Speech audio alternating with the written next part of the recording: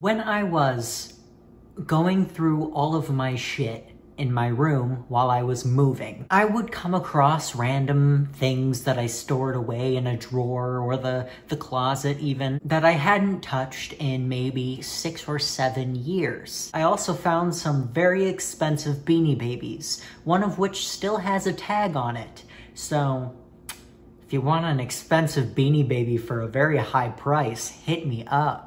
But I also found a book so perplexing that merely looking at the title slapped me in the fucking face. I took cosmic damage from reading the title. I found this gem in my drawer. It's called The Dog That Talked to God. I know what you're thinking. Nick, there's no way the dog actually talks to God. That's just a pretty metaphor for a dog that, you know, has no sin, is innocent and pure. No, the dog, it actually talks to God. You see, if I took 50 cosmic damage from reading the title, I took 100 cosmic damage from reading the synopsis back here. Let me just read this to you. Sometimes the least expected can be the most amazing. Recently widowed Mary Fassler buys a miniature schnauzer, Rufus, and her world is turned sideways in the midst of her grief. Rufus speaks, and not just to her. He also talks to God. When Rufus begins sharing advice that could result in major life changes, Mary gets the feeling the pooch might not be steering her in the right direction. Or is she just afraid to take the leap and discover something she desperately needs? Only Rufus and God knows. Word for word, that's the synopsis. Editor's choice. Editor's choice. So you know what I did? I read the book. 330 pages. Actually, I think it's 328 pages. I'm giving myself too much credit for reading the 2 extra pages. 328 pages of pure nonsense. These are all of my annotations. I would have written inside the book if I didn't need to see where I annotated for the video. So many things happen. You know, I've already taken 150 cosmic damage from the title and the synopsis alone. The first page through like the 5th page, Sucker punches another 200 cosmic damage onto there. I'm about ready to fucking die. I actually can't tell if it stays this insane throughout the entire book or if I just got used to it after a while. And that's what scares me. This book broke me. Just so you get an idea of this author's writing style, I will read the first pages to you. The first page to you. I will not, you know, force you through several more pages than just one. I'm not that cruel. Born in the wealthy enclave? I can't pronounce words, we know this. Of Barrington, Illinois. I'm going to stop it right there. The fact that it's in Barrington, Illinois, already bad. We shit on the wealthy suburbs of Illinois, okay? In the late autumn, Rufus was the smallest pup in a litter of 4. Black with white highlights, white eyebrows and chest. The breeder, a precise woman with a lazy eye, said that as an adult, he would most likely remain on the smallish side. That's a good trait for a miniature schnauzer. He had the look, even as a 7-week-old, of a polished, professional dog, holding a practiced dog show stance, legs back, chest forward, eyes alert. All inherited traits, genetics at its best. But she said nothing about Rufus talking. Not just talking, but talking to God. In dog prayers, I'd imagine. Yes, that is a quote from the book. On the very first page, it says, in dog prayers, I'd imagine. I've taken so much damage. So as we've established, this book starts off with a good old 45, 44-year-old Mary Fassler, a Christian woman that has gone through a traumatic event where both her young son and her husband died in a car crash, and she is now alone. She decides in their absence to get a miniature schnauzer, and the miniature schnauzer talks to God and her. And, you know, Mary goes through the trials and tribulations of being a good Christian woman and dealing with grief as she battles with her spirituality and talks to her dog. And that's pretty much what the entire book is just Mary talking to her fucking dog and having trials and tribulations as a good Christian woman. There is so much in this book I could comment on. This video could be 4 hours long. But I would like to start with the writing style. There were so many unnecessary and wrongly used semicolons. That was the first thing I noticed. Not to mention, when this man describes something, he will put an adjective and then put several other synonyms of that adjective afterwards. It gets a bit repetitive. Jim Krause. I understand that this book is supposed to be a look into Mary Fassler's thoughts. And thoughts aren't necessarily, linear. They don't necessarily make sense sometimes. But it just, if you're writing a novel, it just feels like some of these tangents he goes on don't really fit in the context. Like, they're just thrown in there to up the word count. She starts going on about how her family owned pets when she was a child. And that would have been fine if the author managed to connect it properly with a transition paragraph or even a transition sentence. But she goes on about her pets that she had as a child, including a monkey, by the way. And then all of a sudden, after talking about a lethal injection into her childhood dog, she goes on about wanting a dog now because she didn't want to be alone for Christmas because of the accident. I'm going to read to you one of Jim Krause's sentences, and you'll see what I mean by how he likes to list adjectives. It had been decided that hypoallergenic was a necessity, preferably a non-shedding, small, with minimal genetic health concerns, loyal, good with children, non-nippy, benevolent, artistic, and kind. Artistic. She wants her dog to be Vincent van Gogh. If her dog is not Vincent van Gogh, she's not going to buy the fucking dog. Mary Fassler will have a painting dog, and you cannot keep her from getting her painting dog. But that's sort of what I mean. Jim will write like this throughout the story, and he will just list adjectives, and I just don't prefer this writing style. I think he thinks it's quirky. What's even worse about this writing style is that he's lightly self-aware, and it makes me angry. It's not a self-aware that makes you laugh ironically. It's just enough self-awareness where you can't be completely mad, but you're also still mad because it's not self-aware enough. It's so hard to explain, but several times throughout the story, when I will have a critique of the story, Jim Krause will put a smidgen of self-awareness in there that just blocks my critique of the story just enough to make me angry rather than laugh at the irony. Like, for instance, I, critiqued his use of semicolons. He later in the story says, in Mary Fassler's voice, "I'm an editor. I should be doing better than this. You're probably surprised I'm an editor by the way I'm writing." And I'm sitting here like, you motherfucker. You motherfucker. You should have just owned it. This is a book about a talking dog. Don't be a little pussy. So yes, the writing style is interesting. But even worse, this is a woman character written by a man. Cue all the women who understand what I'm talking about cringing. Let's go over some of the awful ways this man tried to write a woman character. He tries to make her feel inferior to her husband in terms of the way she looks. Like, it's almost like this attitude where she's like, I'm just not good enough for my husband. He's this handsome, tall, and dark man, and I'm just this blonde-haired, blue-eyed, Nordic-looking woman with a limp blonde bob.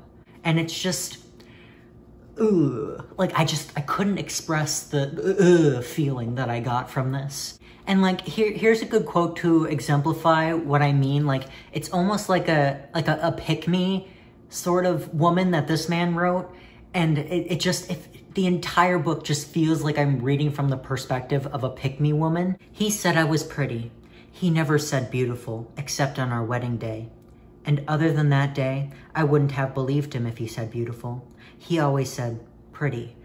And he said it in a wistful, yearning manner, as if he really and truly meant it. He said that he had dated a lot of women, but there was something lacking at their core. The beautiful ones he dated, that is. He once said that some really attractive women know, deep down where they hide their own painful truths, that their beauty is always in the process of fading. I was a ray of sunshine by comparison. I knew that I had not started at the mountaintop, so my personal slide into being a little less pretty was far less steep and nowhere near as frightening. This man wrote an I'm not like other girls girl that put up with a man that told her she wasn't like other girls. I'm tired of this. And this is not the only lightly misogynistic point in this book. There's definitely this aura of like, she needs a man to be her other half. That kind of shit usually just is off-putting. I think people that need to be in a relationship in order to survive are kind of sad and pathetic. There was a point in the book that sort of cemented her, pick-me attitude, where she was like talking about how men can be bad and creepy sometimes, and then she was like, I'm no feminist.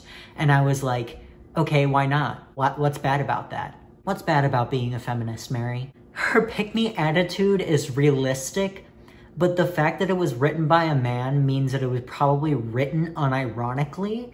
Like, it wasn't written by a woman trying to make a statement about pick-me women, but rather it was written by a man that probably prefers pick-me women, which is just, it was horrible to read. The way Rufus talking was introduced was simultaneously jarring and yet so underwhelming at the same time. Why did you break my crunchy in half? I heard the voice, his voice, Rufus's voice, as clearly as I've heard anything in my life, maybe clearer than most. Have you ever seen any of the Walt Disney animated Winnie the Pooh cartoons? Do you remember Eeyore, the sad-faced donkey with a tacked-on tail? Do you remember his voice? A very slow, deliberate, bass voice, not stupid by any means, but as if his words are being carefully chosen and formed in his mouth, like chewing a large amount of gummy food. The voice, not stupid, just slow, as if each word had been slowly measured out and scrupulously selected to be the most correct. That's what Rufus sounded like. And she says that she's not bewildered or frightened, she's nonplussed, which I will look up after this.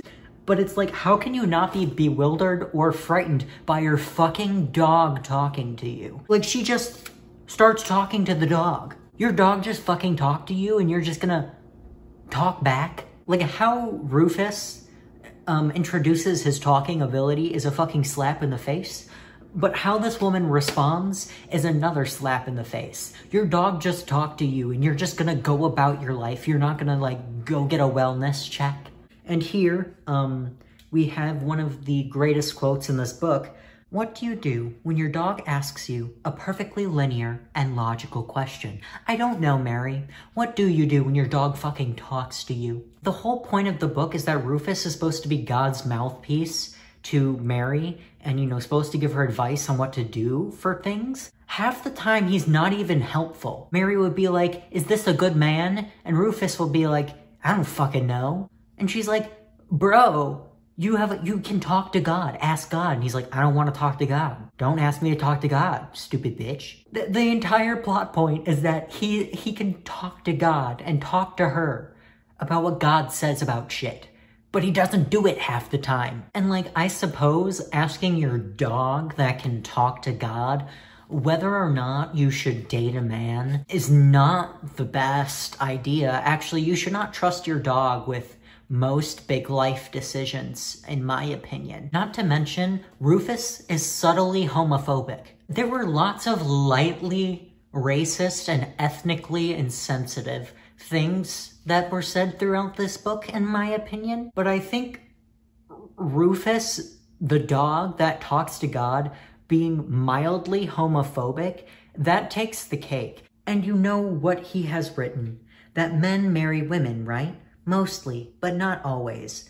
But it's better if they were. You are not a pair. And now that I know what dating is, you should try it. You should be a pair then, right? It would be better if they were, Rufus? Come right out and call me the F slur, Rufus. Like, that was the most subtly homophobic thing I have ever heard in my life. And it was from a dog named Rufus. And there were like comments, or a comment, and it like lightly disrespected like spirituality and religion in, you know, South Asia. And there was one point where they made a apartment that smells like curry comment, which if you start speaking like my father, you're probably a little racist or ethnically insensitive. Honestly, either one works. This woman's like an editor, right? But she's also a writer. And she writes books. Listen, she writes books, love stories about the Amish. I shit you not, this woman writes novels about Amish love stories. And I swear to God, there was a quote in this book that called Amish romance a hot button genre. And she admitted in the book that she truly knew nothing about the Amish before she started writing Amish romance. You're telling me that you started writing Amish romance novels and you knew nothing about the Amish? You didn't even think to maybe like research it? And she said that she didn't really start researching it before just writing it. First of all, that is not good writing. You need to research the shit that you're writing if you are writing realistic fiction. Number 2, that is very fucking disrespectful. Imagine just picking a culture and going, I'm going to write about this culture, but I'm not going to do any research on it, actually. I'm going to write romance novels about this culture without doing anything, not even opening a book. I think another funny thing about this book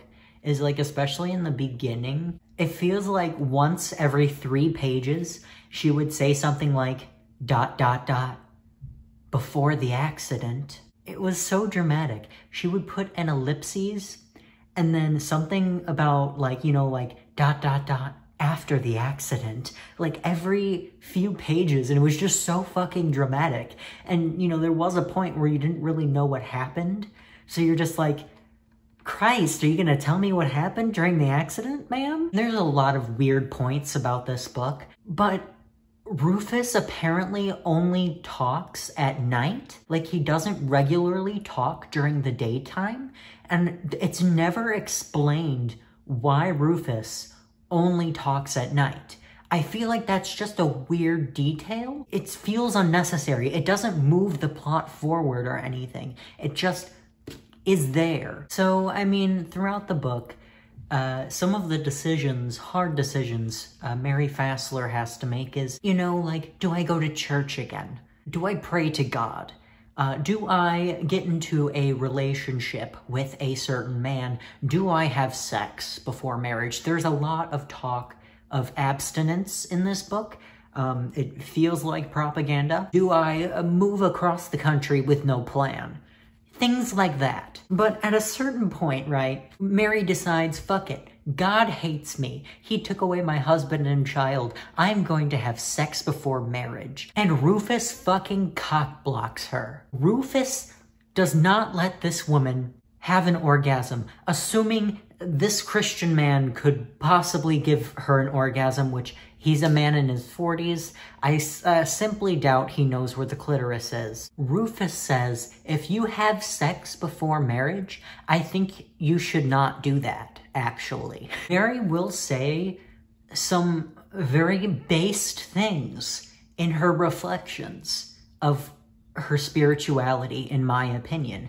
She will go, well, why should I listen to this God if he obviously just wants to use me as a puppet and wants to, you know, teach me lessons by giving me emotional trauma? Why do I give myself to this being that only wants to see me hurt? And I was like, yes, Mary, that is based. And by the end of the book, she just accepts the everything happens for a reason narrative. You came to a based conclusion, and then you just went, Oh, my emotional trauma, my husband and child dying, everything happens for a reason. Ma'am? Really? She even goes on a small rampage about the everything happens for a reason narrative at the beginning of the book, which was also based. But she goes from based to unbased within a few hundred pages. How dare you unspit facts? But anyways, after several failed dating attempts, she decides to randomly move across the country to Florida because her dog told her to. Because her dog almost got run over by a car. And then she was like, bro, what's up with you? And he was like, it's time to move somewhere warm, Mary. And she was like, okay, I'm packing up my shit.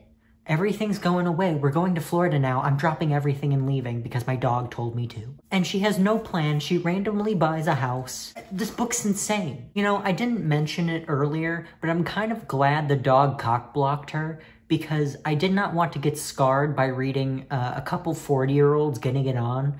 I mean, if you want to get it on, it's totally fine, but as a 20-year-old man, I feel very uncomfortable reading that. Thank you very much. Oh, you know, after mentioning that I'm a 20-year-old man, her and her friends discussed how hot the college boys at the beach are and how they wanted to go down to the beach just to look.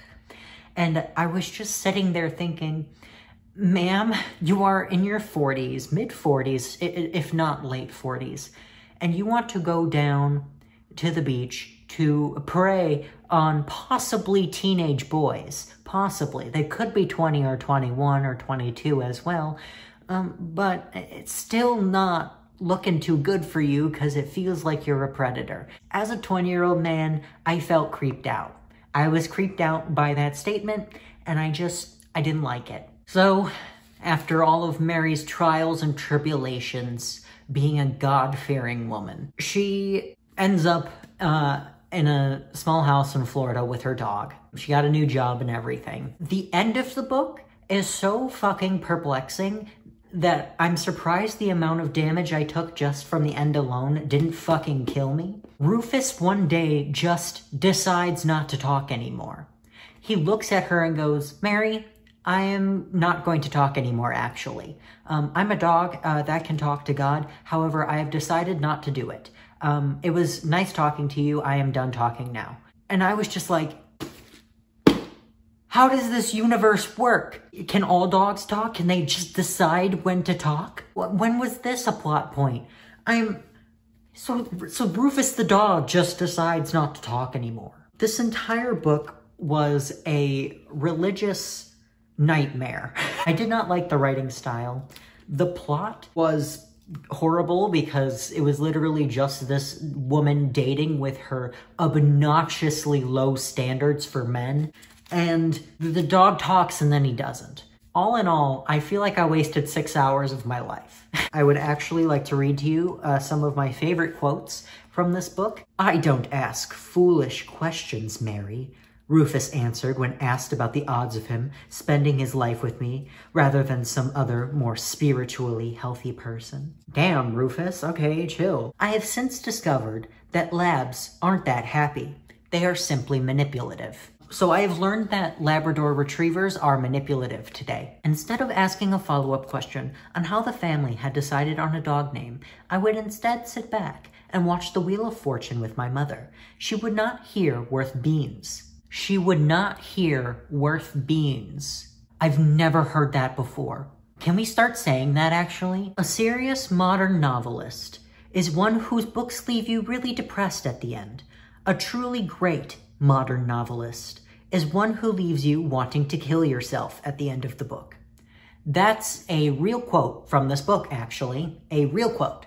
Each plate, heaping with eggs or fries or whatever, besides offering too many calories, presented a dilemma. Having too much food to eat at one sitting meant taking the food home, that would wind up in my food purgatory, or splitting an entire entree with a friend, which smacked of weirdness. New weird saying just dropped. We are now saying I cannot hear worth beans, and we are also saying smacked of weirdness. Here's one of those situations where I was like, what the fuck? It was interesting to watch my two friends talk about me as if I had just happened to slip away to the restroom or had been kidnapped by Australian terrorists. Maybe I could learn something. Please, I'm not disparaging Australia. It was the first country that came to mind. It could have easily been Armenia. Now I'm stuck wondering what Australian terrorists might look like. Would they carry boomerangs or didgeridoos like Scots marching into battle with bagpipes? What the fuck? But she's a normal woman with normal desires. A woman needs to be with a man for completion, for satisfaction. Yeah, I found one of the misogynistic quotes. The annotation actually is just, I'll kill myself. I feel like that's like half the annotations is just me going, what the fuck? Being alone on Christmas. Well, that's just not right, she said. Only communists ignore Christmas. Pack it up, boys. We can't celebrate Christmas. New communism just dropped. Communism means no Christmas. So we got iPhone Venezuela, 100 billion death, Christmas. Gotcha. Mantra may imply some oddball Eastern religious sect, and heaven knows we can't have that. I found the disrespect towards South Asian religions. Found it. I can't believe my grandmother gave me this garbage. Now that I've been plagued with this book, you have to be plagued with it too. And remember, guys, communists don't celebrate Christmas.